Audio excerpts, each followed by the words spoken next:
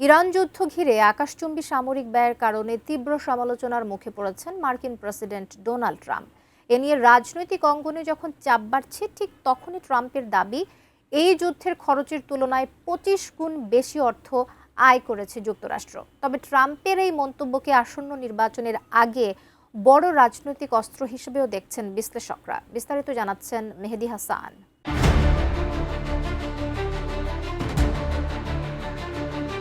দীর্ঘদিন ধরেই মার্কিন নিষেধাজ্ঞার আওতায় রয়েছে ভেনেজুয়েলা। বিশেষ করে দেশটির বিশাল তেল সম্পদকে কেন্দ্র করে ওয়াশিংটনে নানা পদক্ষেপ আন্তর্জাতিক অঙ্গনে বহুবার আলোচনায় এসেছে।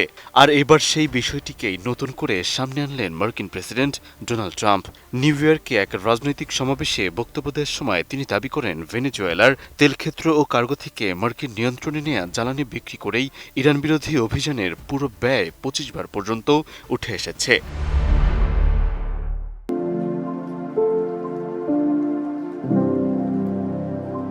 মূলত মধ্যপ্রাচ্যে ইরানকে ঘিরে চলমান উত্তেজনার মধ্যেই ট্রাম্পের এই বক্তব্য সামনে এলো। দীর্ঘদিন ধরে ইরানের বিরুদ্ধে মার্কিন সামরিক অভিযান পরিচালনায় বিপুল অর্থ ব্যয়ের অভিযোগ করেছে। আর সেই বিষয়টিকে এবার নিজের প্রশাসনের অর্থনৈতিক সফলতা হিসাবে তুলে ধরার চেষ্টা করেন ট্রাম্প।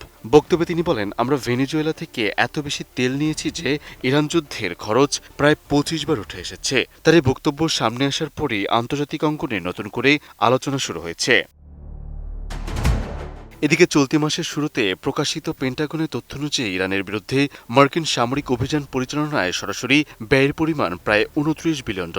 আর সেই হিসেবের সঙ্গে ট্রাম্পের বক্তব্য মিলিয়ে দেখলে ভেনেজুয়েলার তেল থেকে যুক্তরাষ্ট্রের সম্ভাব্য আয় দাঁড়ায় $725 বিলিয়ন বেশি। এত বড় অঙ্কের হিসাব সামনে আসার পরে বিষয়টি নিয়ে নতুন করে প্রশ্ন উঠতে শুরু করে।